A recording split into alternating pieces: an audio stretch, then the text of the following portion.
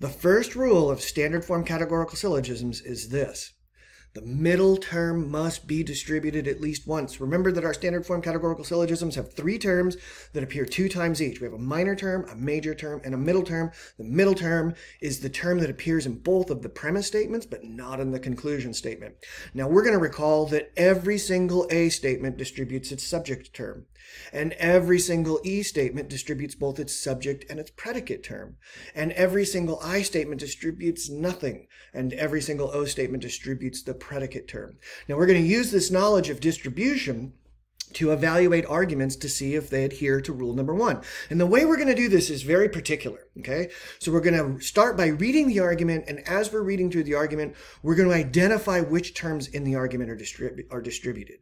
So here we have all men are jerks as our first premise. And we know that every single A statement distributes its subject term. So we're going to mark that term as distributed. The second premise says some jerks are cowboys.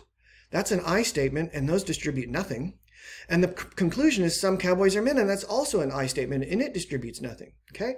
So now that we've marked all of our distributed terms, we're going to identify the middle term to see if we've marked it as a distributed term.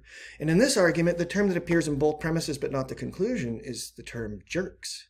And I don't see a letter D next to either instance of jerk. And so this argument does not adhere to rule number 1. In fact, it commits a fallacy.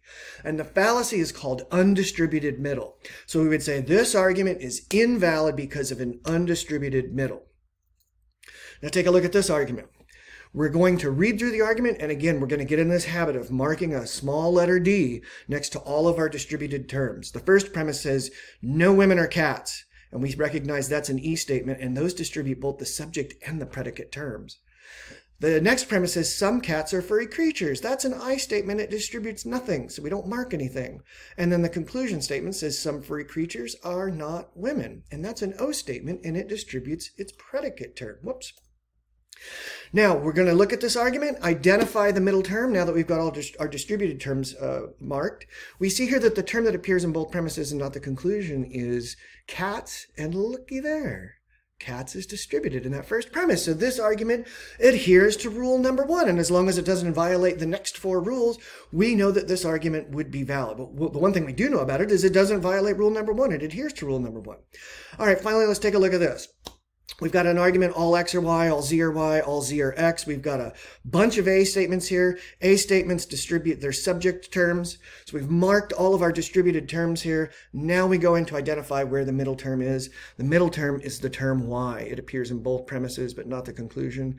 And there's no D marked next to this term. And that tells us, well, this is the middle term and it's undistributed. Therefore, it's invalid because it commits the fallacy of undistributed middle.